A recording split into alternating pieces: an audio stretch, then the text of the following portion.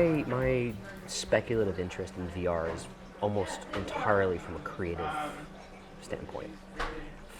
The finance and economics of these burdening technologies is just something I don't have the right and most up-to-date information on it. I'm not investing in these technologies right now. Creatively, I'm really not either as well. I mean, it is a really, really fascinating sphere, but currently I'm just so immersed in my particular realm of video production and music production that VR is another thing to add on top of it. Now, it is and was a consideration for a master's program. I thought about getting involved in this, this troublesomely named metaverse concept. I thought about really committing myself to it, but I found that the technology is changing so rapidly, and we still haven't got a very true perception of how people really use 360 video, VR, and AI. Now, AI is becoming very, very, we're seeing it now. We're seeing it in use and how it's upending, the job market and how people are using it in their day-to-day, but I feel like it's still not quite widespread enough to be really understood in a way. I think we still have several years of watching these technologies grow and develop. And as we were talking earlier about virtual reality, I mean, a lot of people who play virtual reality games, if they're not properly and meticulously designed to be so immersive, they're going to sit in the chair and just look straight. Whereas from an artistic standpoint, there's so many things you could do with having a 360 environment, but it's not thorough yet. We're still in these very, very early days. We were messing around with 360 cameras back in 2013, at least at my school, and there were just so many questions that didn't have answers. They said, well, you guys are film students, 360 cameras are coming out right now, you guys have to write the rules. And now, granted, this was like the Insta360 Mark I, and the image quality was like that of cell phones, so it was really not very good. They did have 360 rigs where you could put in 8 or 9 DSLRs and but it was just so complicated and not very... They had, what's a DSLR, honey? A DSLR is a digital single lens reflex. It's like the photo camera, big camera, right? And they started to shoot videos back in 2008. So when you see people running around with a camera kind of like this, that usually looks like they should be doing this. Yeah. This is more often than not a DSLR, which is a type of camera. It has a lens that you can swap out and put on different lenses. Like if you want to shoot very far away, you put on the big lens.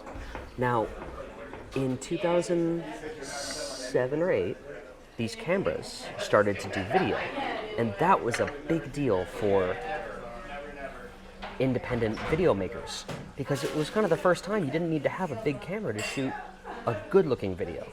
Back since the 80s, you have tiny cameras. You have 8 millimeter, 16 millimeter, and then the early digital cameras could do video, but they never looked good. But these DSLRs, which have these huge sensors and big lenses and options and all that, they started to shoot video. So one of my first feature films I was ever on was shot on a DSLR that was running a video function, which was at the time everyone was talking about it. Everyone was like, "This is amazing. This is going to make everything so much easier for kids to make things that look like film." So they started to do video, and that's a big deal. Now, what that also means is that if you needed to shoot a video in 8 millimeter width, like fisheye video, it suddenly became very easy to do so. What happens when you put 2 fisheye lenses right next to each other? 360. So there have been these rigs that people have been building to shoot 360 video for almost a decade now, where you take these DSLR cameras, you outfit them with extra wide lenses, you strap them together in very particular ways, and you'll have essentially 8 videos that you could stitch together and make a 360 video. So that technology's been around for a long time. How hard was the stitching? Hard. Very, very hard at first, and then it got easier. Because cameras have aberrations, and cameras warp imagery, especially wide-angle lenses, right? Because the edges literally warp. So to get the two warp parts to stitch together, actually you kind of had to film them so there's overlapping stuff. So when Yeah. the warp starts to happen in like this Yep. section, so this, it took years for people to, and only, like I did it a little bit, but I was a professional VFX artist. It was not easy. Was this while you were at Tisch? Yes. What years were you there? I was there from 2012 to 2016. So, bachelor's in. Film and television production with a concentration in animation and short commercial film. But the animation was actually VFX. I was in the animation department. I lived there for years, but they had a very, very tiny VFX department. And back then, this was before Marvel. This was before VFX was everything we talked about all the time. So it was still a little niche. And I went into it. We'll talk about education, but I just found myself filling a niche in NYU, and that just became so many opportunities. I was never even that good at it, to be either. But I worked on all the biggest films. I worked on all the biggest projects. It's very competitive. Everyone trying to make their film the best and all that. But as a freshman, I got to work on the senior and the master's programs just because they needed VFX and no one else knew how to do it. That's brilliant. Yeah. So, Did you have to take a lot of, this is an aside, required courses that made you crazy? I fought with that a lot. A lot of film students go to get a BFA, Bachelor of Fine Arts, and get kind of frustrated when the classes are more than just production. They have to take classes like ethics or even just literally anything that's not film. And there's a lot of people thinking like, oh, I wish I could just do the film stuff. This stuff's getting in the way. But then someone told me like my freshman year, hey, look, don't think like that. You have to make films about something, right? You can't just study film or that's all you're going to know. Like you have to learn and develop other things as well. So even though, yes, I was really frustrated when I didn't get to just do video, I would always remember that like I have to learn other stuff too. I have to so I did a lot of like Celtic folklore, Celtic language things. I took a class called Music in New York, which was very fun. That sounds like fun. We got to go to like where the squatters did punk rock, and we just went to all sorts all around the city. That was very, very interesting. I was a little too young to really like interpret it and really digest it. But in retrospect, it was a very cool class. So, did you have to take a lot of required courses like calculus? Oh no. In high school, of course, but then NYU was pretty forgiving with the classes that I was required to take. Film definitely had a lot of required classes. I had to take production safety classes. I had to take, with regards to audio, the sound department has a lot of influence there. They really say that there's a huge deficit in the film world, so you're required to take almost equal visual and sound classes at the same time in your early year because you just have to focus on sound quality, which was amazing. But as for required classes, no, I think there were a few like social science classes that I had to take, but they were very forgiving. Gotcha. But there were like a number of credits I had to do that weren't film every year. Every year. Now you could fill those with different classes, but nothing so production oriented, nothing so technical. But if you wanted to go take like classes in, oh my God, I can hardly remember. But I took a lot. It was a lot of like folklore things and a lot of Chinese language. I don't think there was a language requirement, but that filled some category. So you were categories. learning Mandarin then even? I was not as much as I should have been, but I definitely was. Are you fluent now? No. No, my Chinese is abysmally worse than it should be. I really need to spend more time practicing. My first class was in high school. My final year of high school, which was very soon after the Beijing Olympics, they had started to teach Mandarin Chinese in my New Jersey public school. Wow. And it was just an experiment. They decided, like, let's try a very base level Chinese class for the senior class only. And none of the writing, only what's called pinyin, like the transliteration where they write Chinese in in English characters, Arabic characters. So I took this class, and our teacher, kind of on the first day, was like, hey, listen, China's like a bigger deal than you realize, and it would behoove you to learn Chinese now because you will definitely benefit in your career from learning it. There are more and more Chinese companies coming to America every year, and anyone who speaks Chinese here is going to have an advantage. It was almost like accusatory. It was almost like she was shaking us, being like, learn Chinese. Learn Chinese. And everyone in class is like, whoa, this is really not what we're here for. This is really intense. But I'm sitting here in the front row thinking like, oh my God, what if she's right? what if the Chinese, so at that moment I was like, okay, I'm gonna, whatever it is about China, like I'm gonna try to get involved. So I've known Chinese now for, that was 2012. That's what, like 14 years, right? 13, 12 years. 12, 13? 12 years. Early, 2000, it was like late 2011. Okay, so around 12, 13 years. Yeah. I've taken like 3 Chinese classes in that time. But I've been hearing Chinese almost nonstop that entire time. So my Chinese is this really weird mix of like, I can understand so many things, but when I have to come to a reply, my brain's just like, I just freeze up. Really? So, but my girlfriend has told me that my pronunciation is like immaculate. If what I do say, I sound like a native, but that's very, very little. It's just a very strange place to be. And she obviously is fluent in English then, so... Yes. So she's very, very good at English. She doesn't like her accent. She feels that she wants to do better, but she's an academic at heart, so she's always learning. So whenever I say something, some turn of phrase, she always asks me what it means, and she'll write it down. Like, we were doing an interview, and someone said, oh, out of the box, this guitar sounds amazing. She's like, what does that mean? It's like, well, it's like, out of the box, meaning as soon as you unpack it, like literally, when you take it out of the box, how is the product? And she's like, oh, you should write it down. So that's how I should be with Chinese. But I'm not. I can't, I'm not a deep academic person like that. She said if she could afford it, she would study her whole life. She'd spend her whole, from now until the day she dies, just like at college, learning new subjects. So, But she's a musician, yes? She's a musician. She got her undergrad in civil engineering, which she said she doesn't remember like any of it. It was just such a generalist kind of thing. Then immediately after, she got her master's in philosophy. So she's got her master's in Western philosophy, which is, American and European philosophy as opposed to Chinese philosophy. And now she wants to get another master's degree in sound art in Berlin, which is like the use of sound to portray complex emotions and whatnot. So it's very fun.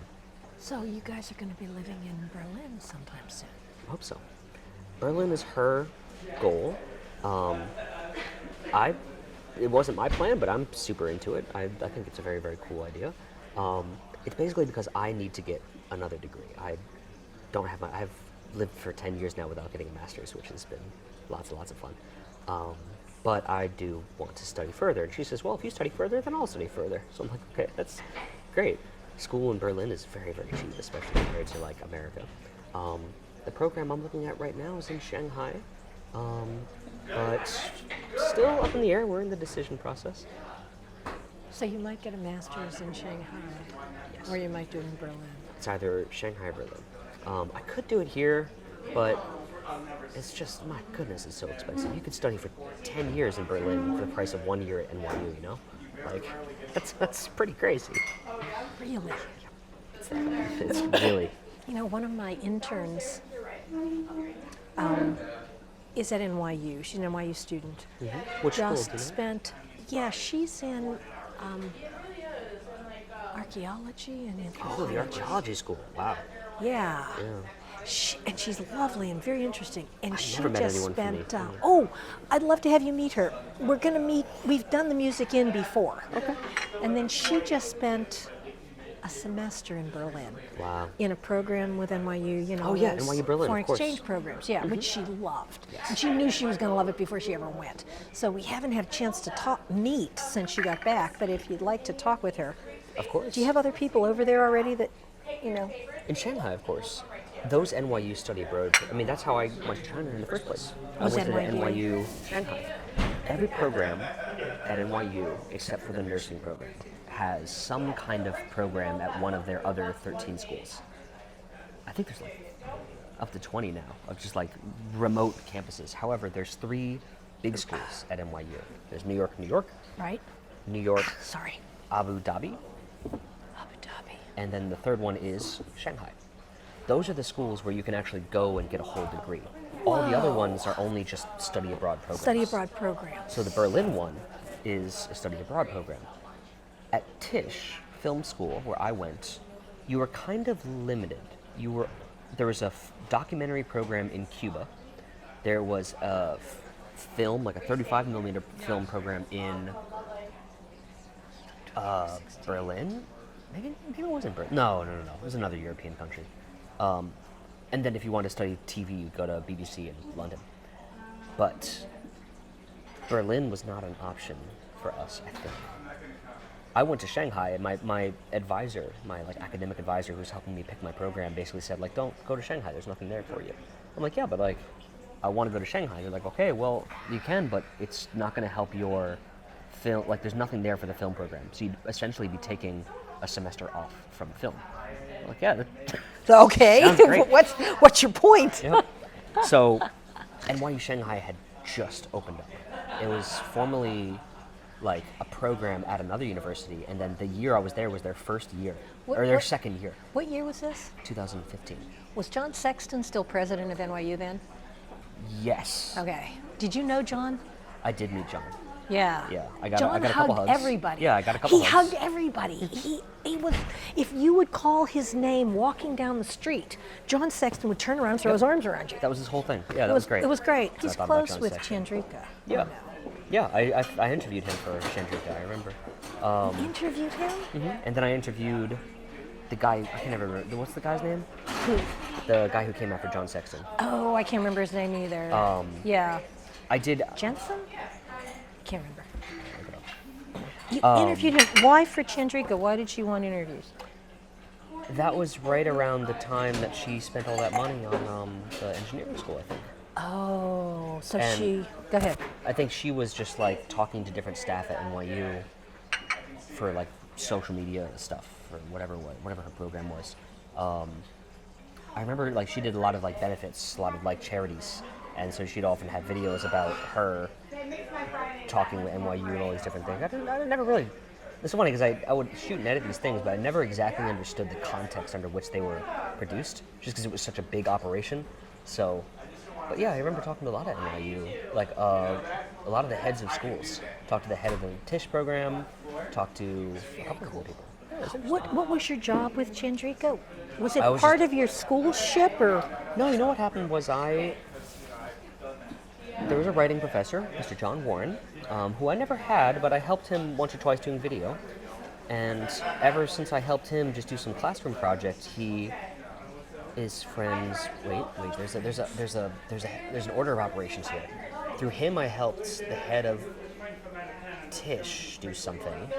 Like I would edit a lot of like just the Tisch things, like the film festival trailer things, like whatever. And they needed. I guess Chandrika asked the head of Tisch for someone to help with video, and they sent me. And then I remember going to her like apartment once, and just sat down, talked, and then I did a bunch of very miscellaneous video projects for her. I filmed a couple banquets. I filmed a bunch of interviews. One time I did an animation for her album release, just like I just remember like an egg. It was whatever album that was, the Shivoham, it was like something having to do with an egg. But it was just a very miscellaneous thing. So it was always small work. One time they asked if we'd be willing to go to New Mexico with them to actually produce the music video with some artist who has some just lights in the desert concept. And we pitched a budget and they didn't want to pay me. Like it was like 100. They asked for so many different things and so many different dancers, and they wanted like a big thing. We're like, okay, well. No, if we use our NYU connections and try to do it as cheaply as we can, it'll be about this much. And they looked at that like, that's how much it'll cost, we can't do it. So like, oh, okay. And then after that, only did 1 or 2 more videos before going back to China. So, yeah. So like a year and a half. Whenever say, hey, and whatever it was, you just do a video. Yeah. Where do they live? Are those videos on NYU websites? Are they on YouTube? Where do they live? Some of them might still be kicking around on her YouTube, but I know that her team, her social media team, like they would often refresh their content in whole. They sort of have an issue with like legacy. Like they would often be recycling their whole image. Like they just did this whole thing with animation now. I don't think even Chandrika shows her like her face on these videos, like the creative videos. But I don't know. I think it's a weird social media presence to have. I think it's not very formal. As for the older videos, I don't really know, because some of them were. Where did the footage of these, like, banquet videos go? Like, Where do they who's going to be go? watching that, right? Yeah. I really don't know. But it's certainly got to be helpful for them, if nothing else, for archival reasons. But I don't know. You know, I think Shivoham kind of just popped up and disappeared. Like, I don't know if anyone's still. Like, from a world music background, I mean, the album's like a triumph. That was a big deal. What is it called, honey? So she made an album called Shivoham. How do you spell it? Shivoham. Shivoham. Shivoham. What does it mean? I think it's an Indian word, but I'm not entirely sure. All I remember the album being kind of about the concept of like birth, and just like universality. It was a very, very high concept abstract thing, which is like beautiful. That's why the egg was part of it? Yeah. Was birth? I thought it was kind of cheap, because like an egg, it's very hard to make an egg look elegant. Yes, Right? it is. It's just a round white thing. So I remember just one time I had to shoot it was kind of like a trailer, like an album release date animation, and they wanted like egg silhouette born out of a forest, like a very simple kind of geometric concept, and then there's this big high note in the middle of the song. The music kind of cuts out, and then there's just so the first part of this little animation would be like silhouette. Looks like an egg. Yeah. What is that? I see dark trees, and then go black, and then just a big burst of sunlight, and you just see egg. Like it was just, it did not look very good. I mean, I tried my best, but I don't do much animation. But even then, I'm trying to think, like, how do you make a big egg in the sky look not cheesy? And it was a lot of little challenges like that. But a lot of it was on me too. I wasn't some abstract animator. My event video wasn't very thorough. It was good enough. So it was just a very strange collection of projects with her. Nothing I really can say I'm particularly proud of. But the music was quite good. It was very nice to work with really high end and like audio. That was good. Where did she record? Was it at Soundtrack? That's where John Keel is. Soundtrack. There's He would be the one to on ask about that. Flatiron. They were in the Flatiron area. I just remember her I don't know where she recorded, but I did Yeah. remember hearing about how she would just pull in like masters at these different instruments to come and record for her. So Okay. the most striking line I heard her say, I think I'd mentioned this last time, was she was doing some interview, and she said, I was so inspired by the power of the drums from The Lion King. So I hired the guy who did the drums for The Lion King. Just thinking like, oh my God, yeah, if you have practically unlimited money to produce an album, like you could just do stuff like that. You could really just, build the perfect world music album. Now, reception for the album, I mean, I couldn't really tell you. I think she was nominated for something. Yeah. But, So she hired the drummer for The Lion King. I think the composer or the arranger of like the percussive bit. Fascinating. I couldn't tell you who. I can't remember the guy's name, but I just remember her Ferris? saying that. Tim Ferriss, maybe. Tim Ferriss is the writer, isn't it? There's two. There's Tim Ferriss, who's the entrepreneur, guy, very yeah. interesting, see him on podcast guy. But there was a guy, I could look, I'm linked in with him. It's kind of a long story. You know, Anyway. I worked with W. Edwards Deming. Did I tell you that? No. Do you know who he is? I don't think so. He went to Japan after World War II. And if there's one guy that they give credit for Japan no longer being a little made in Japan, being cheap to Sony, it's Deming. Long time ago, but it was a thing then. Fascinating. When my first book came out, Akio Morita, who founded Sony, wrote a blurb for me. I had heard that American had sent a bunch of engineers over there to try to help them. Wasn't how it happened. Sorry to tell you that. Deming would take great issue with that. Interesting. He would say, I was not sent, I was invited. Invited. Yeah. And he went and Dr. Ishikawa, who was the president of the Great Kaidenran, invited 50 men to the industry club, and 50 men came. This was when Japan meant paper parasols, flat, right? Different time. And Ishikawa invited 50 men to the industry club, and 50 men came. Wow. And Deming said, I told them if they changed their system of manufacture, they would have the markets of the world screaming for protection within 5 years.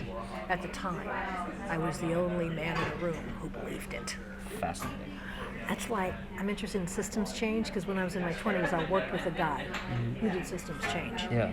And that is a massive systems change. it's a massive systems change. It's good that, the reason I use the nomenclature of people being sent there is because that's what happens with China. If you're having the Japanese, either government or industry leaders, inviting people to come and help inspire change, it's different. In America, it was the government sending engineers back and forth. So there were Americans who were sent To China? And this is the subject of the documentary I'm working on right now. Because, Nixon was all about opening the border, about trying to get China and America to be friends, or at least trade, right? So they were sending engineers back and forth. Now, I don't know the details of this because I didn't study this part of history, but what had happened was, in the 70s, a man by the name of Bernie Krause, who's an American self-named soundscape ecologist, he would travel with Jane Goodall to record the sounds of the nature, of the rainforest, to preserve them forever, doing all sorts of sound-oriented capturing stuff. That's his life now, but back in the day, he would tour with musicians, and he worked with Bob Moog and the Moog synthesizers and whatnot. He was apparently the guy to send to China to just talk about sound technology.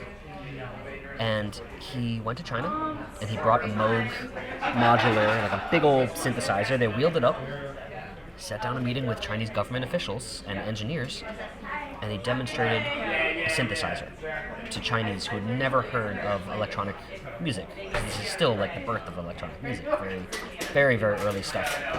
And he's like, well, the synthesizer is an electronic device that can mimic and, in theory, generate any possible sounds. It's just a matter of what technology you need to do it. If you wanted to either create new sounds or emulate classic sounds, you can do that. For example, here's the sound of a Chinese instrument, and they would use the synthesizer to make a very early, pluck sound. The Chinese government loved it. They declared officially, when they saw this thing, they said, this is an important piece of technology because it is not, even though it was developed in the West, this is not a Western technology. This is not a Chinese technology. The synthesizer has no cultural bias. It is such a universal concept that we not only permit but encourage Chinese musicians to use the synthesizer, and we encourage our Chinese engineers to develop synthesizers. That's huge. Big, not a very popular story. And you're doing a documentary right now. Yes. For whom? From me. Okay. You haven't been hired by Kodansha or no, anybody, okay. So what happened after that? I have a professor friend who actually reached out to Bernie Krause, and Bernie Krause had gone with a partner at the time, and he feels the whole China trip actually had nothing to do with his real career. So he doesn't really care to think about it, and it was also some drama between him and his partner, and a very important trip is going to be lost in history because the man who did it just thinks that it's too personal. And He's got to be, if he went to China in 73. He's still around. He's in got to California. be in his He's 80s. teaching. Yep, How old is he? I think he's 80s. Yeah. And his partner passed away soon after, and it's just too personal for him. And he's completely moved past that section of his life. Pushing it farther wouldn't help anyone except for to preserve the story, so we've given up the hunt on that side. My story is about the man who came after me. That's a The good government- title, The Man Who Came After. The current name of the documentary is The Lost Keys of China. Because Nice. in theory, after this formal announcement from the Chinese government and engineering leaders to like the engineers of China, here's some technology, please use it, it'll be good for Chinese culture. Electronic, whatever. One man took the idea. His name is Tianjin Qin. He was a young professor. He had survived the Cultural Revolution. He said he saw them burn a pile of clarinets taller than he was. They were just burning Western instruments at the time. Now, many years later, 20 years later, in his young adulthood, things had opened up. So he was an engineer, and he was trained. He self-taught. He was like a village kid, and he just learned from books and all that. He was a polymath. This man could learn things so quickly. He made, in conjunction with the university, a synthesizer with inherent Chinese properties. It's played like classical Chinese instruments. It has classical Chinese instrument sounds. The way he would play it, and the way anyone would play it, it just sounds Chinese. It's done by Chinese, and it's like an inherently Chinese sound. Fascinating. So he made this, and they made there's a television documentary about it from the 80s. After that, his story just amps. Is he alive? Yes. So I made a documentary originally about a cheap piano that I found. His invention fell to obscurity for reasons I found out later. But what did grow in China was a whole collection of very cheap, like electric organs. Why? Because the Chinese population, they didn't care about sonic exploration. They didn't care about these concepts of like, oh, an instrument that can sound like anything. They needed an instrument that was battery powered, incredibly loud, and portable. Because the main place for Chinese musicians to play is like in the park. It's all about the accessibility of like folk music. I mean, they're out there with their friends playing music against instruments that are incredibly loud. So the first synthesizers in China were actually just these really cheap, ugly things that could just make piercing, loud noises. And they're never more than like an octave or 2 octaves because they just need to play folk melodies. That's really fascinating. So I bought one of these secondhand in China because I just wanted to learn some circuitry stuff. I just wanted something to like tear apart and learn about. And I'm like, I find this thing for like about $5 on what's the equivalent of eBay over there. And I'm looking at this, I'm like, this was made in the 80s. The hell? Like, electronic music wasn't in China back then. Like, what the hell was happening? So then I learned this whole story, and I learned about the first guy who did it, Mr. Tianjin Qin. I made this documentary, it went viral in China, and then all of a sudden I get a message saying, "Hi, my name is Bo Yu. I come from this village in China. Not village, like a city, but a small city. In my city lives Tianjin Qin. He's still here. He saw your documentary. Would you like to meet him?" Oh my. So I was like, no, because there's just no public information as to whether this guy's alive or not. Like, he just completely disappeared. So I was like, goddamn right. So me and my girlfriend, we took a train up there, brought a whole bunch of gear, go to just this terrible little city. Had my passport stolen there. Just a really... Ooh, that's tough. It's just like a really unheard of village city. It's just What part of China is it? north, like east. northeast. So it's like the biggest city in the north is Beijing as a capital. Right? And then right next to it's another big city called Tianjin. Yeah. Now West that's- of it, right? Yeah. Yeah. I'll show you a map. And he lives in a smaller city closer to that, and it's both my girlfriend and I do not like that place. Tianjin. Okay.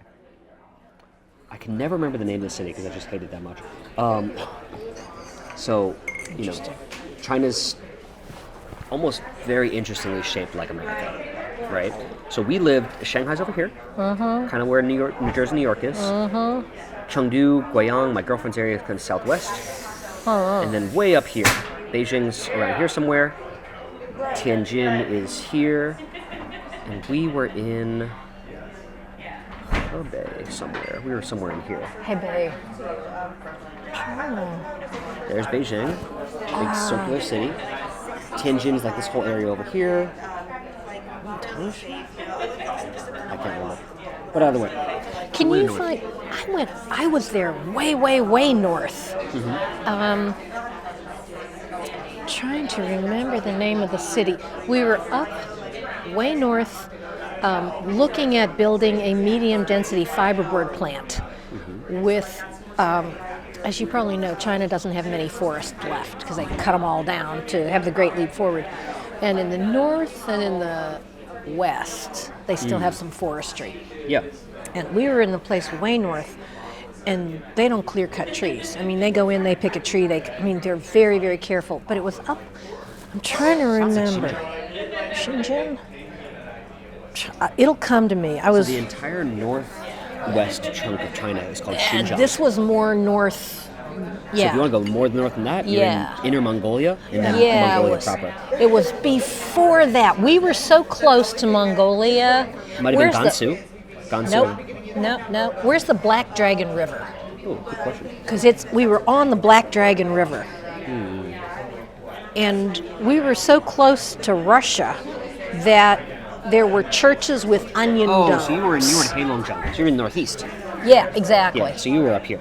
I'm trying to... Harbin. That's where... That's we flew into Harbin, Yeah. and then we drove 8 hours north of Harbin to go to where... Deep Dong. I was in deep... I've been in China several times, and most of the times I've been there places that Americans don't go. Oh, yeah. Because I was there for work. Very few Americans go to Harbin, and then you... Yeah. I've never been to Harbin. Drive around. My girlfriend's always wanted to go.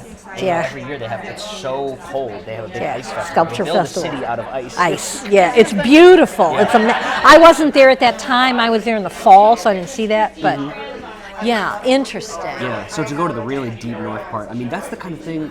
Oftentimes on the internet, people will just like take a screenshot of the map of that area and be like, "What happens over here?" Like, there's no stories of like deep those borders between China and like Russia and borders. Like, there's so little major cities in that area. You don't really know what happens. Even Harbin isn't really internationally known as a city. It's not. So, but it's huge. It's just massive. I tell the story a lot, but the Chinese have a permanently degraded sense of scale. What do you mean? Meaning, most Chinese don't realize how big China is compared to other places. So when I met my girlfriend, she says, I come from a small city. And it's a really small city in China. So when you hear small city, like Peoria. I come from Scotch Plains, which is a town. And that's 22,000 people. Which, like, I mean, it's a lot for what it is, like a suburban town. But still, like, I would consider it almost a small city. Michigan, Grand Rapids is a small city by definition. That's 800,000 people. I visit my girlfriend's small city for the first time, and I'm looking around, and like skyscrapers, 100-story buildings, highways in the sky because it's built. It's built in the mountains. It was one of the last major developed cities in China. So by that time, concrete production was nuts. So the highways that go through the city are literally they just decided to go over the mountains instead of through them. So you'll be like looking up. There's a highway like 60 stories up, just like it's nuts. I asked her, I'm like, so this is a small city. And they're like, yeah. It's like the 14th biggest city in China, so it's pretty small. It's got like 8 million people in it. It's New York, it's like New York City. So that's why, I've known Americans who come to New York. They're like, oh, this is tiny. It's like, you mean Chinese who come? Yeah, Chinese who come to New York, and they just don't understand. They think Grand Rapids is like, my girlfriend thought Grand Rapids is like a village because it's tiny by comparison. So. This is one thing about like American visiting mainland Chinese tourists. They don't realize that they live in a very large place. So it's the Chinese don't know how big it is. But a lot of them, especially New Yorkers, are a lot like that too. I think when you go to like a small country, like you go to Berlin, and Berlin's not a big city by any means, right? Like, that's just fascinating. So, but anyway, I can't. His city was about 1 million people, so he did live in a pretty small city. A small city with 1 million people. I'll show you what this So tell me what. So he's still alive. So he's got to be in his 80s. He's 80s, and he is still developing synthesizers. He had never stopped. But his story is so complex and it's so wrapped up in politics. The issue was that I can't remember the name of the city. The city that he lives in was very anti-Beijing. They were very anti-central government after the Cultural Revolution, because back then, and even now today, every Chinese city is in competition with each other to try to get more engineers and try to get more things happening in their city. Hangzhou was a very underdeveloped city until Alibaba came around. Now every city is trying to be Hangzhou. Hangzhou is the cutting-edge ultra-tech city as of like 15 years ago because Alibaba set up shop. Was that Jack Ma really Jack Ma. did that? Yeah. What happened to him? It looks like all of a sudden he's not allowed to talk anymore, and he used to be everywhere. What happened to Jack? He ran the company, and now it seems he probably paid off the right people, and he just got a little bit too much power, so he just decided to call it quits when... I mean, again, I don't really know. I'm not entirely informed of the situation, but it seems like he got off easy. He got a lot of power. He bought the South China Morning Post. He did all sorts of things. He was generally pretty anti-central government, but he's still alive and he's living a good life. So at some point, he just said, "All right, I'm out." Like, I don't know, beyond that, I don't know what happens. Alibaba is still obviously one of the biggest things in China, still going, not suffering, but he's still going. So as a result, Hangzhou was a fishing village, and now it is just like tech capital of China. Where is it? Very close to Shanghai. So it's in the southeast, a little bit more inland.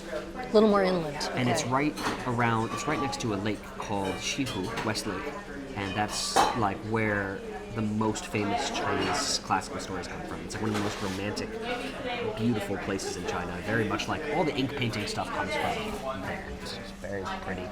Wetlands. So that's, every city's trying to do that. Back in the day, this city it didn't think it had a chance to be bigger than Beijing, but it needed to do better. But it was close enough to Beijing that Beijing knew everything was happening there. So when a hotshot new engineer comes with like this great technology, Beijing's like, "Hey, come to Beijing. We want you to come to Beijing and join. Your technology is important. Maybe the synthesizer thing could be a big deal in China. Let's get you to Beijing." His city said no. His city said, "No, you can't leave. You need to stay in this city and develop our own local thing." He says, "Yeah, but like I want to go to center like this. We got to get the invention big." It's like, "Yeah, but then people are going to think you're from Beijing. They're not going to give us credit for giving you these institutions and whatnot. Maybe this synthesizer belongs to us actually because you're in our neighborhood." They didn't want to let him go because the city was trying to preserve it. Sure. It hated Beijing, so it hated the idea of these central bureaucratic guys coming to take one of their hotshot young engineers who had a really interesting idea. Wow. So what happens to, what about the idea? What about Mr. Tianjin Qing? More or less exiled to obscurity because that city didn't succeed in becoming big. It held on to the engineer and it got what it wanted, but as a result, the idea faltered. And at a critical time in cultural development in China, something that could have revolutionized Chinese culture and made it not a source of pride and joy of all that was crushed. So China nowadays, its culture is seen as incredibly far behind with regards to personal development. So much of it is derivative of either American culture or, to a lesser extent, fake European culture, because they love these classic American ideas of what Paris looks like. Chinese culture, pop culture, is really, really far behind.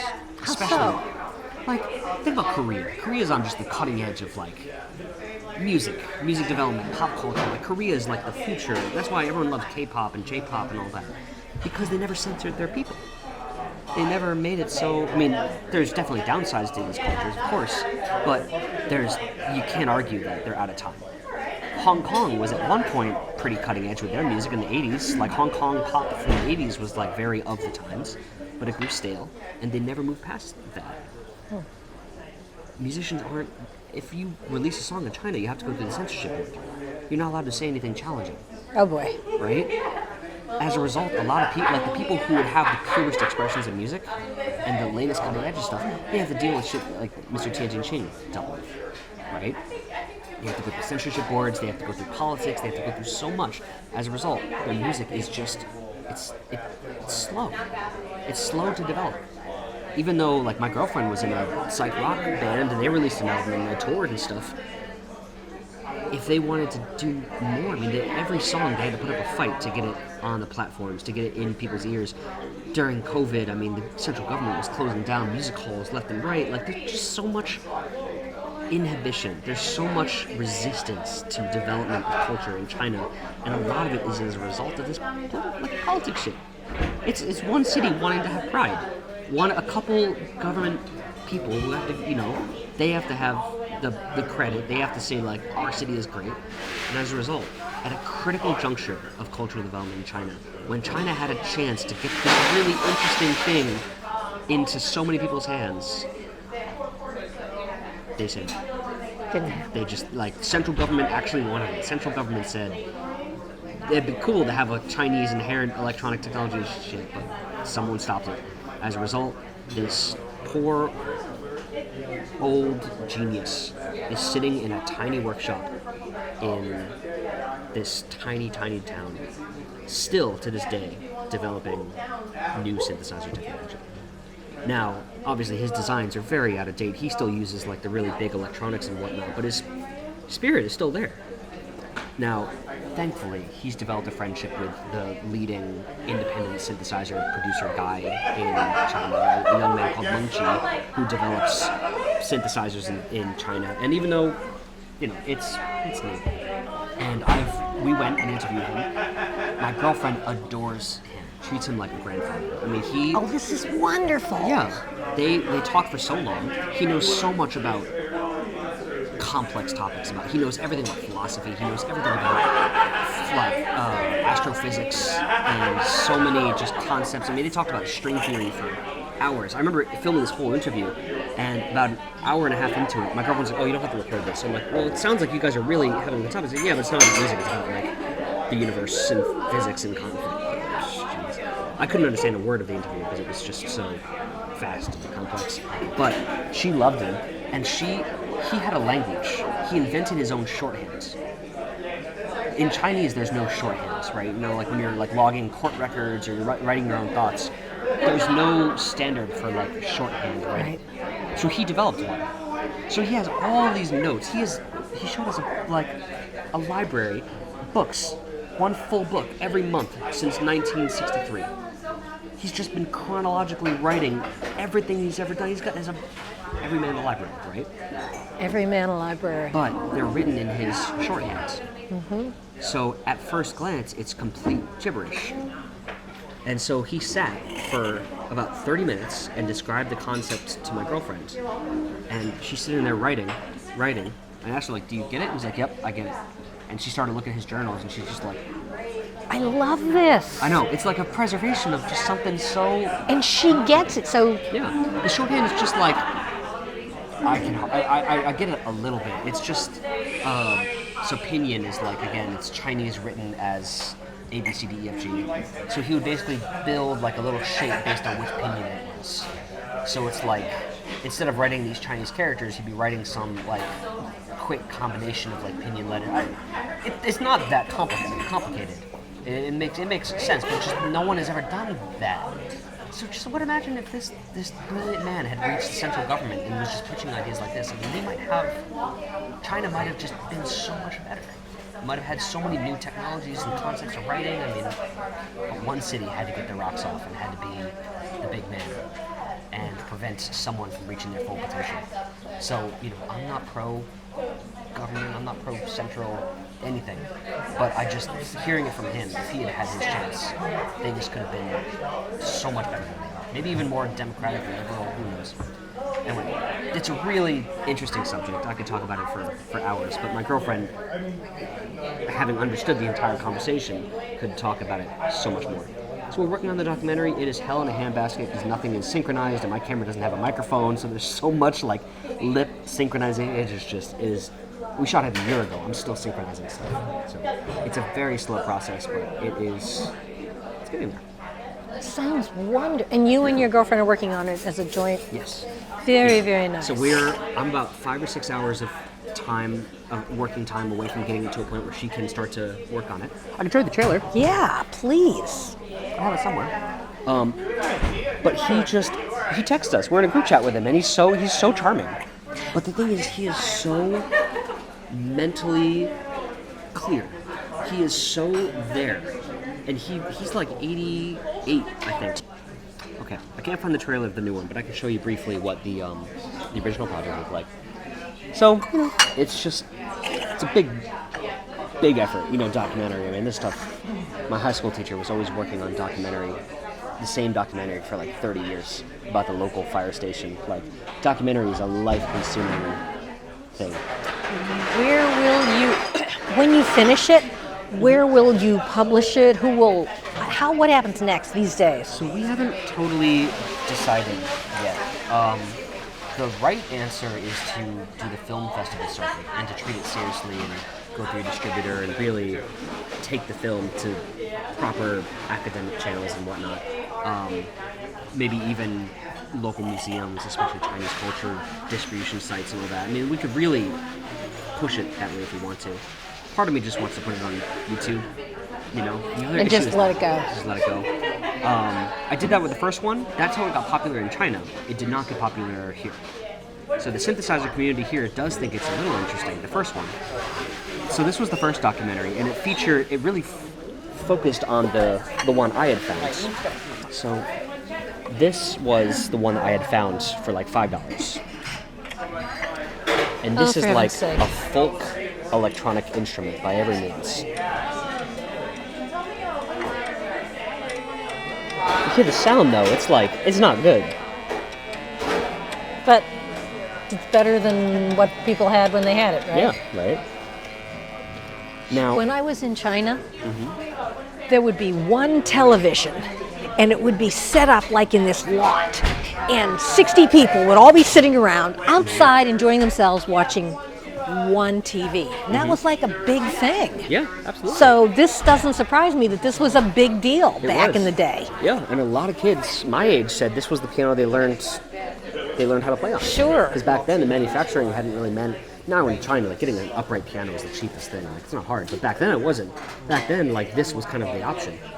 Even like the like the Yamaha pianos that we all grew up playing, which were like very, very cheap, still wasn't as cheap as this. So I had a Kawai, yeah. So what year was this? 1973. Whoa, that's way early. Yeah, it is early. Oh, wow, Because this was right when because the Moog synth that Mr. Krauss brought over was not available to the public yet. It was still before the Mini Moog, which was the first synth you could buy in public. So this one came a little bit after the Mini Moog, but it was like, because the technology on the inside, I mean, it's bare bones. It's like this circuitry will make a buzzing sound that goes to an amp. That's it. So this was the documentary of the guy. Now, which guy is this? This is Tianjin Chen. And he is now 88. Yes.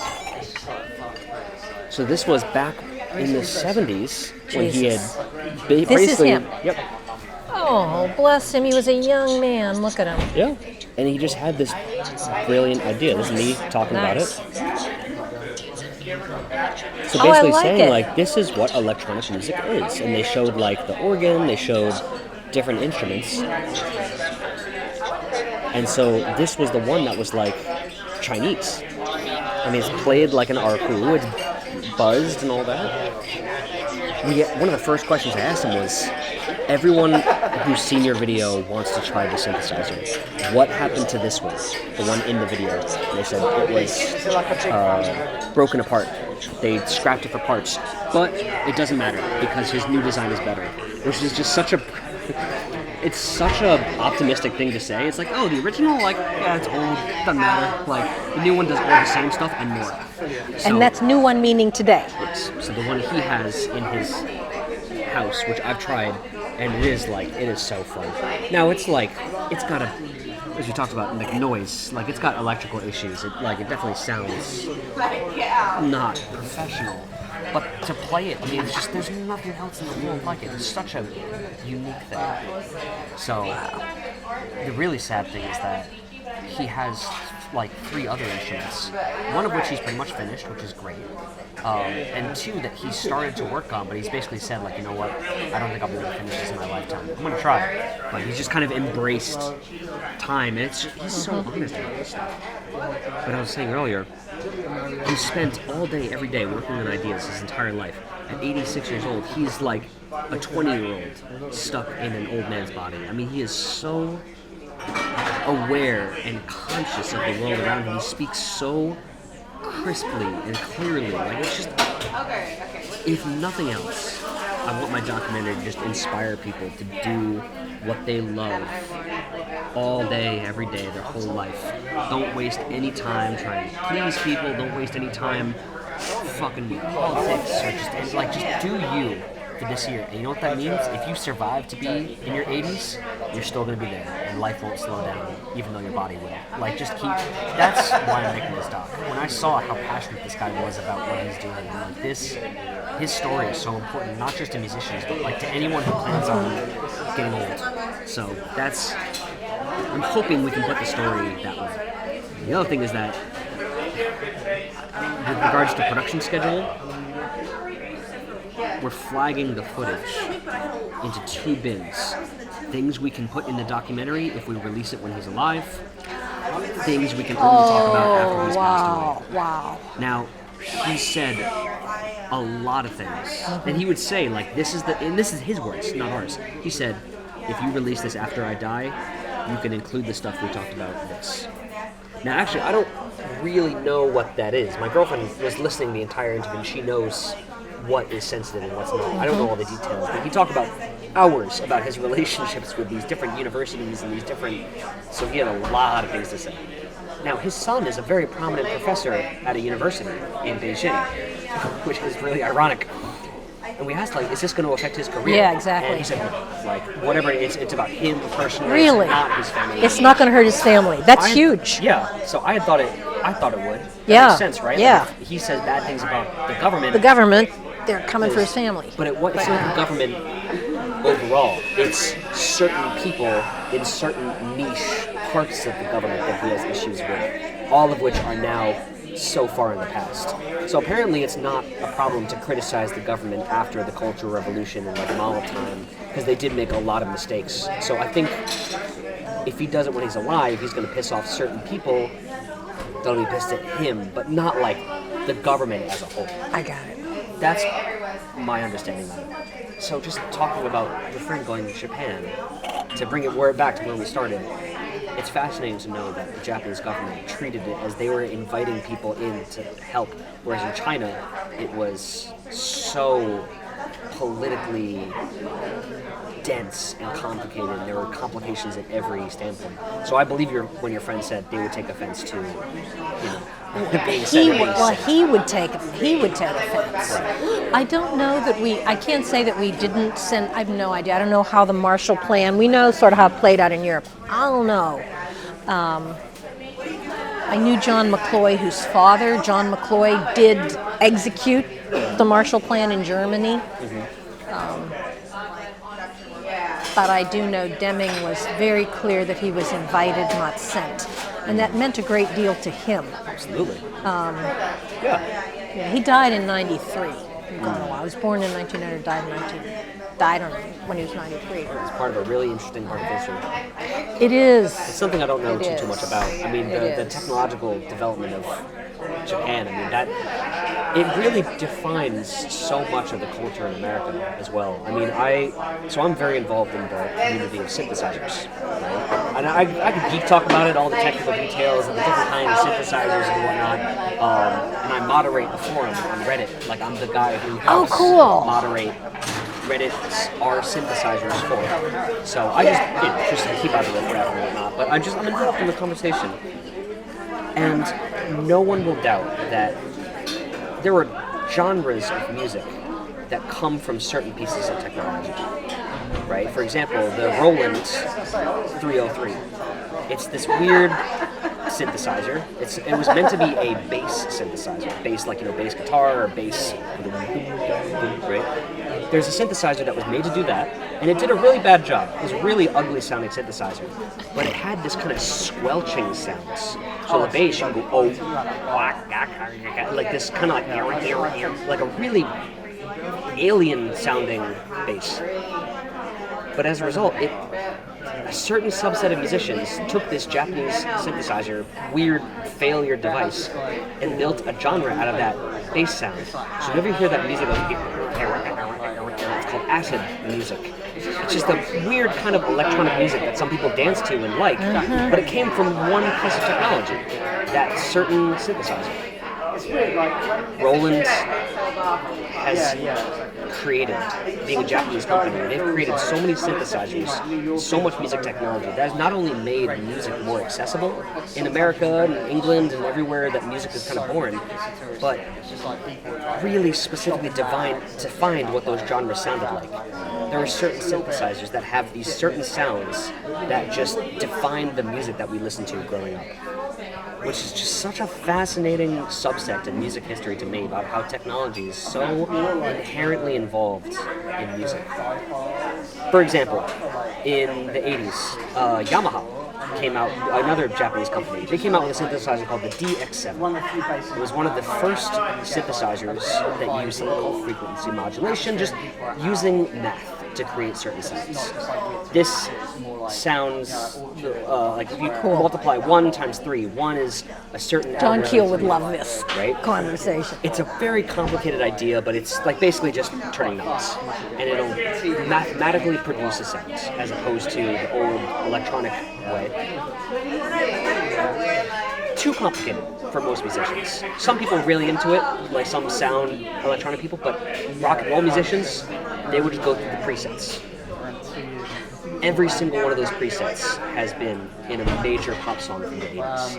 I mean, it was just such a quirky sound.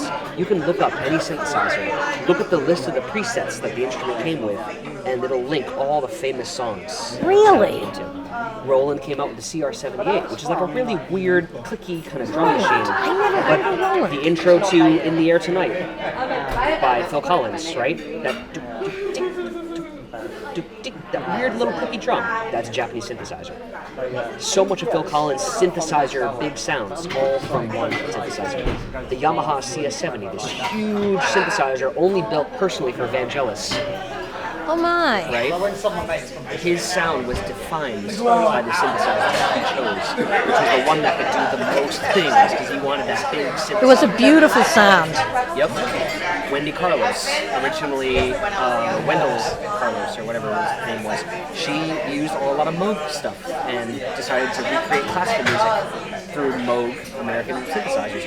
It's fascinating to see how these synthesizers crafted history, but a lot of it, most of it comes from Roland, Yamaha, a lot of the Japanese companies that were originally inspired by the Marshall Plan, some of which directly funded by the Marshall Plan, and just generated synthesizers, generated culture makers, right around the time when electronic music came out. So that, I'm sure your friend was involved in some very monumental decisions that helped inspire those companies. I think that's probably, he knew the people, put it that way. He wasn't a musician, he was a systems changer. Exactly. In manufacturing particularly, but result in cultural changes, he would. And he started taking piano lessons when he was 80. Got a big grand piano in the house. Teacher would come on Sunday at 4 because he was on the road all week giving lectures. And he wrote a mass. He was Episcopal. He wrote a mass that was based on sounds that he had heard in Buddhist temples. And he wrote it, and at his funeral, they played the mass that Dr. Deming wrote, based on sounds he heard in Buddhist temples. And he wrote it for when he was 80-some years old. Quick question, one thing. Les Paul, he invented, the electric guitar? So Les Paul didn't actually invent the guitar. It was a misconception. He worked with another, I should really know this because I work with Gibson, the company that really was involved in the original Les Paul stuff. But yeah, the electric, more or less. Well, he had a electric- patent on something. Yes. So he did patented something, the yeah. guitar. It was, the original design was by one of his associates, I think. I just remember knowing that like Les Paul wasn't the inventor, but he was kind of the idea concept. But that was the concept of the electrified guitar. Yeah, yeah. And that was just the original kind of like electric guitar idea, which was brought into the churches for, again, the same reason as the electric synthesizer, volume. Right. Original guitar was not loud enough Didn't for give it enough volume. what people wanted to use it for. Same reason the banjo was invented. Because when you're playing banjo along with the fiddle and stuff, the guitar just wasn't loud enough. So, on one hand, that became the banjo, and the other end became the electric guitar. So, there's that female, what was her name? She was a minister, and she would do these like what essentially became soul, but it was on the electric guitar, and the electric tone was not favorably viewed at first. It was kind of twangy and too loud, but it defines generations of music.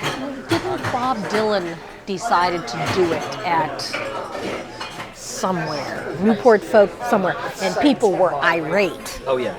There was a big fight about that. Yeah. That they didn't want him to do that. Those kind of ideas of cultural resistance to folk things, changes to folk music. I mean, that's what I've been studying since I was in college. Like, for example, there's more Irish people in America than there are in Ireland. But the big fight in Celtic culture is like, if Irish musicians are making Irish music in America, is it still Irish music?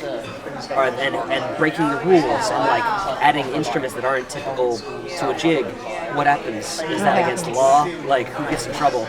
Like, so in China, for example, the instrument I play is an electronic guzheng, and it was developed by an older guzheng company. Their competitors give them side eyes at the expos and stuff. Like, they talk badly about this company because they're breaking the rule. They're breaking the preservationist society. Like, oh, Chinese culture has to be like this and like classical, and then they come in with this carbon fiber guzheng, being like, yeah, but like the kids are going to want to distort this and have fun with it. And there's like, I think it's. I'll bring it to the music in one night. That'd be nice. So as a result, it reminds me a lot of like what happened with Les Paul. Like, it's a new idea, it's louder, it's maybe doesn't sound very good to our palate right now, but in 30 years, when some musician has played this in a certain song, whatever, it'll be a big deal. And something will. Yeah. I don't know if So when I went to the music game 2 weeks ago, I brought that flute when I played. Adrian's like, oh, so you know about Chinese flutes? Can I show you my flute? I was like, yeah, sure. And he pulls out this small wooden flute. He says, I think it feels and looks like a shakuhachi, a Japanese bamboo flute, but it's missing some core functions. What is this? And I was like, oh, actually, this is called a nan-shell. Nan meaning north, or south, I'm sorry. And it's the original shakuhachi. Most Japanese things came from ancient China because it's just nearby and it's older and it's a little politically incorrect to say, but it's kind of like there was a land before China, and this is where all these other countries came from. Korea, China, Japan all came from kind of the same series of like ancient cultures and whatnot. So as a result, most Korean, Japanese, and Chinese things are all derivative from the same culture. The original bamboo flute was called the shell, the nan shell. It was refined and made better by the Japanese, which became the shakuhachi. So I told him this. I'm like, so this is that instrument. And he's like, any information you can get me about this thing, I would really appreciate. Wow, Because that's amazing. he asked me, like, this flute, it's rare to find one that sounds this good. I really like the sound of it, and I'd like to know more about it. So I was like, okay, sure. And then I posted on my Chinese social media. Most of my fans are classical Chinese music practitioners because they all like what I do about the instruments and how I combine, whatever. So I took a picture of it and I told the story. I was like, hey, so there's a guy in New York. He bought this flute. I'll show you the post. So I go to my... Can you send a link to that post that I could forward to my friend? Sure. Send it. Reason being, she's Chinese. Her daughter, she lives here with her husband. Her daughter plays flute. Oh, great. And it's really beautiful. Yeah. The story gets better. If I could just pull up internet. Yeah, they just do like a big jar of espresso. Okay, sweet. So I'll tell the story as it goes. This is my Chinese phone. So accessing the Chinese internet sometimes is very, very... Oh, there we go. That's amazing. So this is my exciting, This honey. is my portfolio. Okay. You see, I've got 25,000 followers, which isn't that much, but this is a pretty small app. Cool. So I'm trying to load the post. We'll wait for it to load. So I take a picture of the flute. I post it to my fans, and I tell the story. I say, I love this. The son of the oldest... So in New York, there's a music store that was founded in 1958. Now, to Chinese, I love this. that's a very young company. That's not a very old thing. Yeah. But to America, that's practically like ancient, especially for like a music store. And we're all very grateful it survived for so many years. They have instruments from, there's only 2 or 3 places in America left where you can try instruments from Africa, China, Japan, Iran, wherever, in the same place. Those places don't exist anymore. There's only like 3 left. I didn't know that. There were 10 before I left. Now there's like 3. 3. Yep. So I told the story about the guy, and here's the picture. There's a logo here. Now I know those first 2 words, 中国, that's China.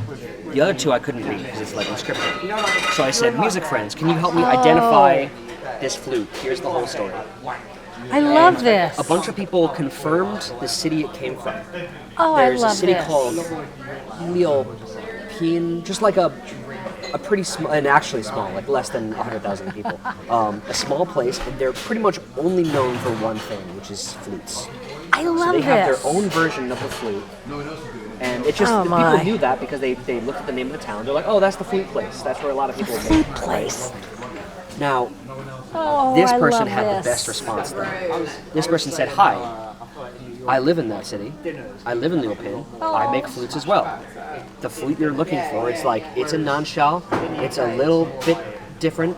It was made in the factory based on the thickness of this wood. It comes from this factory. It was made after 1987 because that was the year that they started to do these things, these little bands. Like, these are different after a certain year from this factory.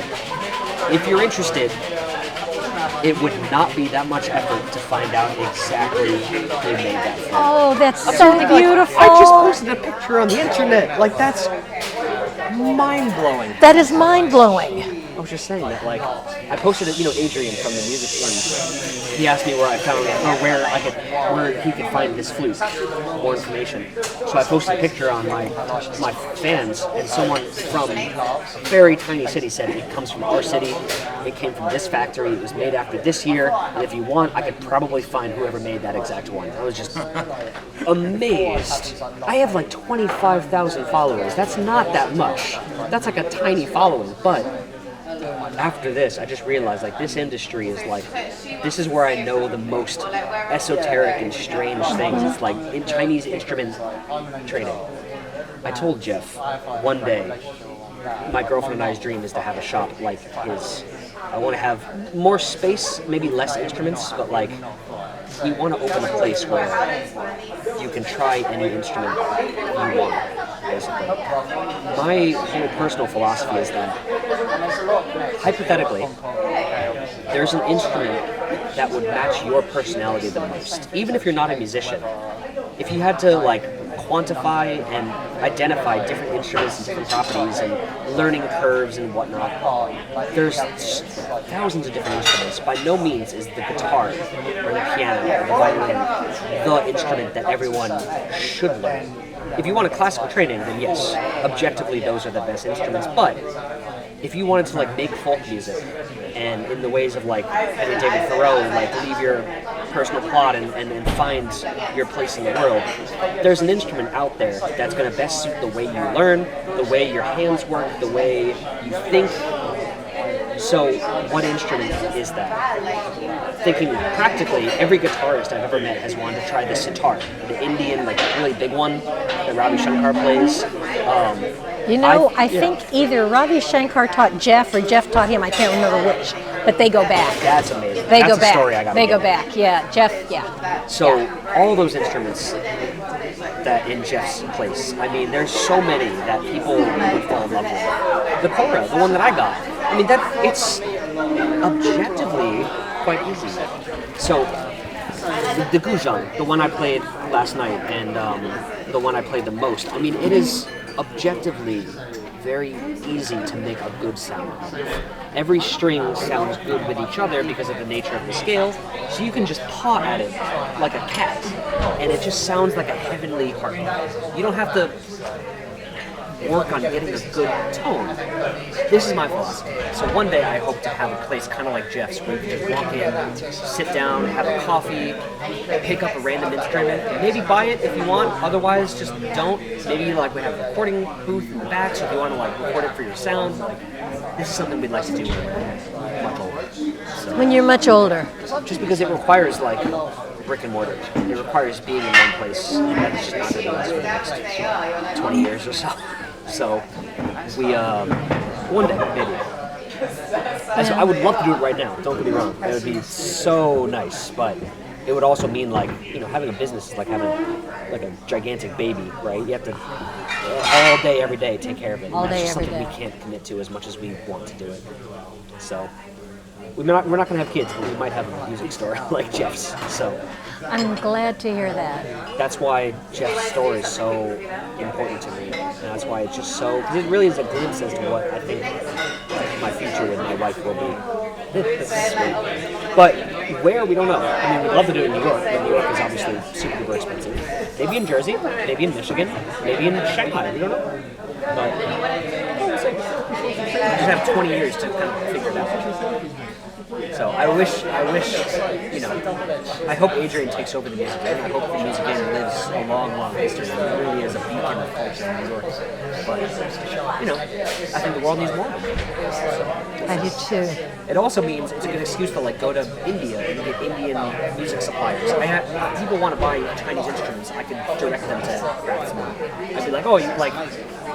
Every time I go to the expos in China, they're like, "Oh, are you a music exporter? Like, we don't have anyone to sell instruments in America. Like, do you have a store? We can like." I'm like, That's no. huge. Yeah, it's huge. It's not my business. I don't do marketing. That's what I'm considering it as a major. I don't know if I want to be like an instrument importer exporter. I don't know if that's going to be my life, but I'm going to go back to China and figure it out. Have you seen the guitars that Jeff has invented and builds in the back? I've seen his electric sitars. Those are nuts. I don't know about his guitars. There's a thing that he built. It's the sitar, the curved one, right? It looks like a turtle shell. Yes, I know the one. Yeah. The spine I remember is watching based on like a human spine. Yep. Those are so you've seen those. Those are so. I wanted to buy They're one beautiful. so bad. They're beautiful. So expensive. Yeah, they're so expensive. They're handmade Yeah. in that shop back there. Actually, he was working on a deal with some people in Pakistan to make them. I don't know. I don't know where that went. Those kind of people aren't. The fun thing is, like, those people are not hard to meet. If you go to a country, you can very easily meet people who just make instruments.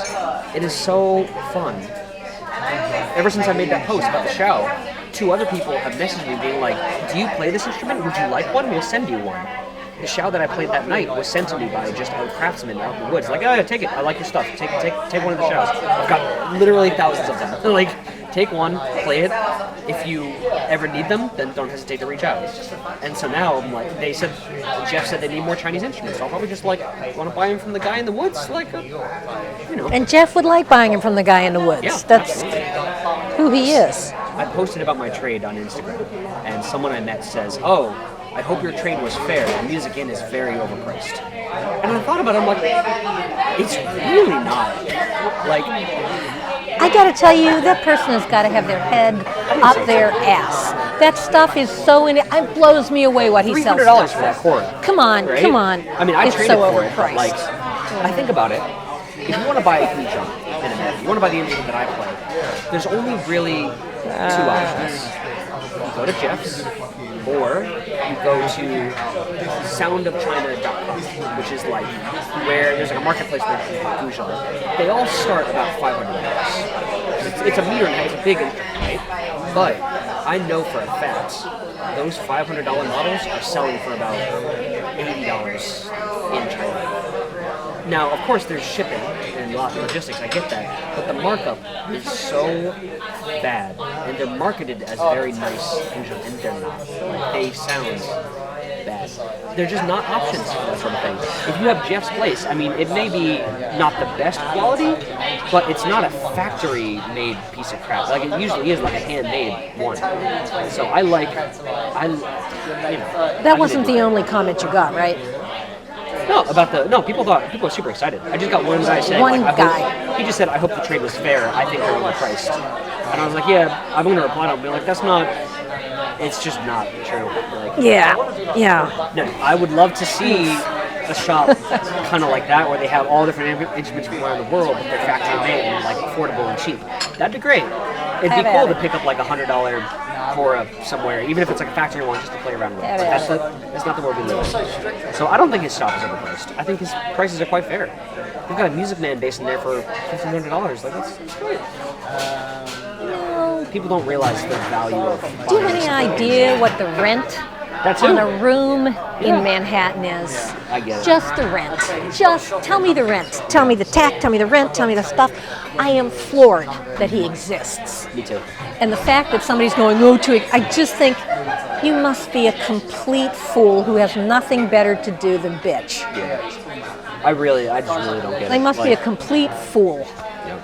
Every once in a while, somebody does something beautiful and anyway, I don't want to get if it's like cranky. dusty and the equipment's used, like you can't expect like factory newness out of everything. I mean that Cora I've got, like if you look at it, like I'll show you, it's really like it's a very strange looking thing. I know. I mean it's a piece of skin I saw it. with sticks. Like look at this. This is like a horror movie. Right? Is that us, honey? Oh, Got it. Cool. like it is it's a weird thing, but you can see the carvings in it. I mean, it was made by hands. Let's do one of these. Awesome. Yeah, he's just like really inspiring. So, He's like an artist that happens to. but yeah, people are mostly excited about the Cora. Thank you. Thank you. I just want to scream music in from the rooftops. I mean, I just want people to know, like, it's the coolest place in New York. I just hope you know how important this place is to me and why it's so. I don't want to like tell Jeff. Like, oh, this is the most important place in the world to me. But like, it kind of is a big deal for me personally. I think I'm glad to hear you say that. I'm glad when I see young people come in there and appreciate the place. I'm so glad Adrian is like he is. I mean, Cooley. he seems like the perfect guy to. You know Cooley, right? Jeff's son. Yeah. So he's part of the. And you know Hillary. Hillary. Which one's Hillary? Hillary repairs musical instruments. Jeff waited a long time for her to show up, and she's often done. She was at the Met, and she had a fellowship, whatever the hell, in antique musical instrument preservation, something like that. Oh, that's fun. And she said to her people at the Met, where can I go in New York to learn how to really do this? And the people at the Met said, there is no place. They did not know that the music inn existed, and she just lucked out and found it. Pretty amazing. And she loves it. She's there. When Jeff was very sick last fall for several months. I heard, yeah. And the people who pulled together that I saw was Adrian, Kool-Aid, and Hillary, and they just pulled it together. And she took over, I think, some of the pain in the ass, pay the taxes, you know what I mean, deal with a lot of the business of the business. I know she helped with that. That's so important. And if it not for her, I mean, she really wants to know how to fix them all. And you know, you go in there, well, you've been there. Jeff will be sitting, I've been in there. Jeff has some esoteric piece of equipment, and he's got little tiny pieces of wood that are that big. Yep. And she, and you would watch Jeff, one by one, glue and put it. And massive amount of work, hands working. He's never too good for doing. This is my treat. He's not too good for doing it. You know what I mean? You know what? So yesterday, beneath him. So my girlfriend bought a Mongolian instrument, a very esoteric, very Interesting. particular, Yeah. called a top short. Goat skin, 2 strings, just sounds not good, but interesting. But when she got it, she was disappointed because she paid $400 for it. It's shipped in from Goat skin. shipped in from somewhere in Europe. It was very difficult to find. One of the only places you could buy it online. And she felt it wasn't as good as the one she played from her Mongolian friends in China, which makes sense.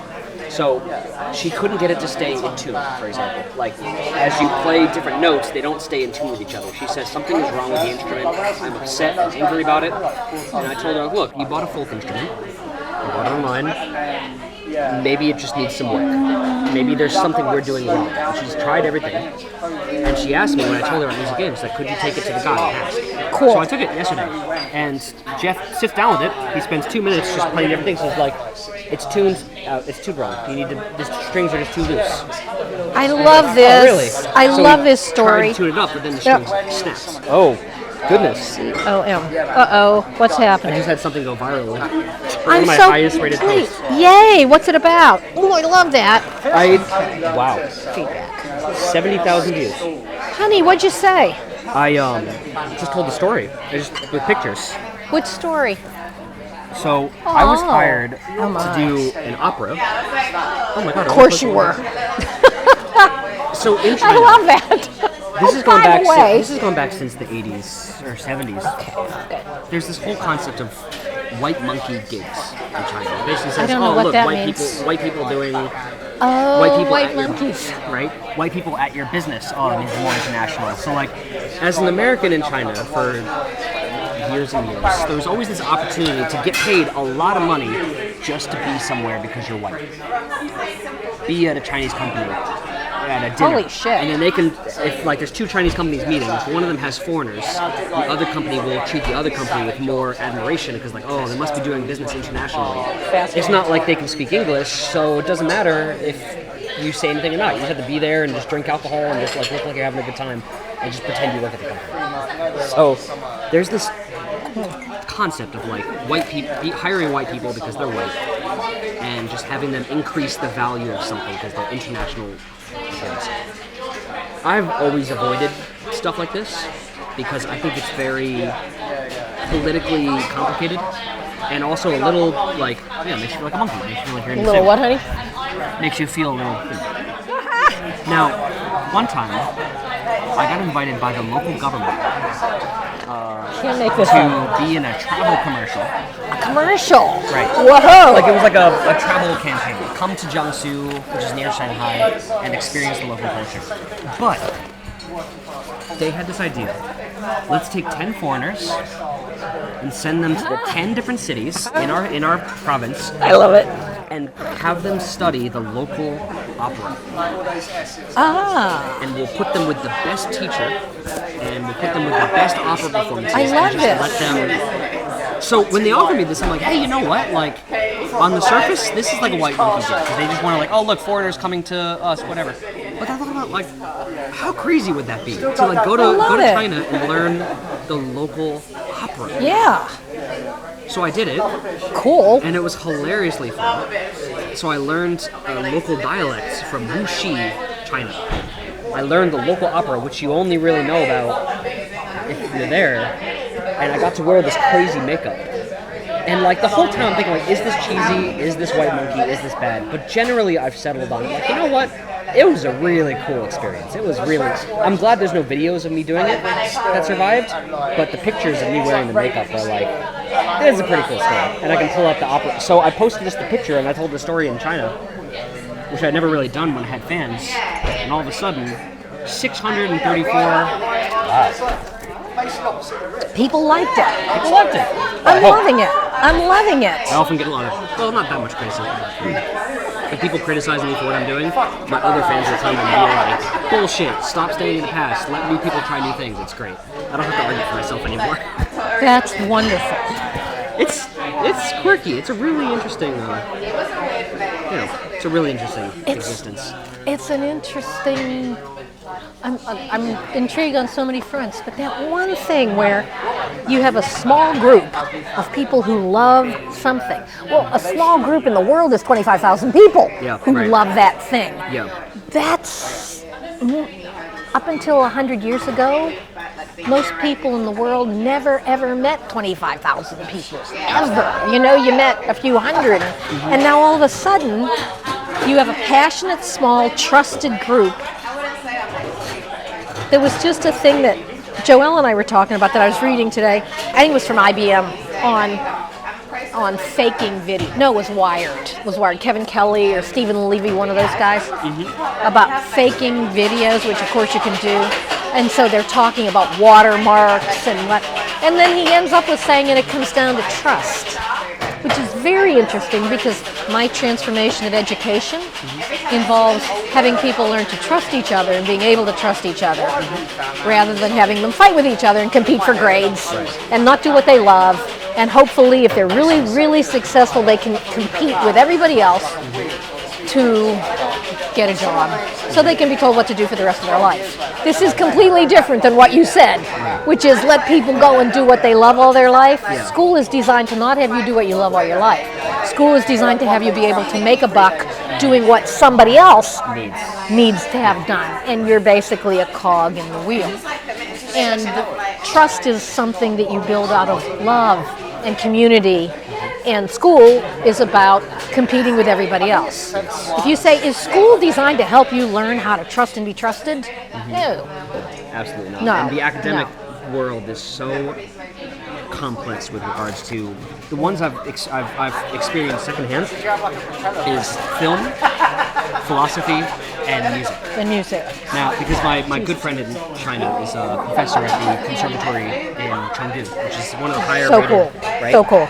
And you can just tell, like, academic jazz. Can you imagine just the complexities of performing and whatnot, and just it's toxic in many ways. And the way he's applying for a PhD, and just it's very strange. Philosophy, it's all about continuing the academic study. Like if you get a PhD in philosophy, that's what you're going to be doing. You're going to be teaching philosophy to make more PhDs. That's what it is. It's what it is. Yeah. Whereas film is very complicated, but it's still rank higher, get to know people, impress people, get to know the right people, and be on the certain films. And like, I was VFX, so I was in such demand that I was on both competing teams. I would be in these Facebook Messenger group chats with like the two biggest films being made that year, talking shit about the other crew. They're like, "Oh, they're not doing this," or like, "We have this," and I'm sitting here, I'm the only one who's involved. I love that. I love this. I love this. There were like all female film crews, but there were no female VFX departments. So thankfully, they have a feminist guy who can like participate without ruining the concept of the female power, whatnot. That's interesting. Yeah. In China, yay team. Oh, that was in New York. But actually, yeah, the whole feminism in film thing is a massive issue too in China too. Like, my girlfriend's like pretty not radical feminist, but feminist, and just trying to help in the whole thing. But the academic world as a result is troubled. Definitely troubled. I liked my time at NYU, but it is definitely, you have to be consciously aware of the effects of the academic world is having on you. Great to learn.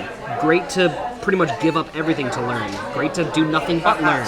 Sure, why not?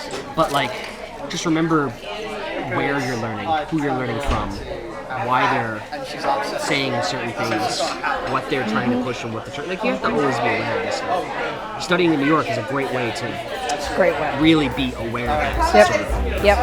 Yep.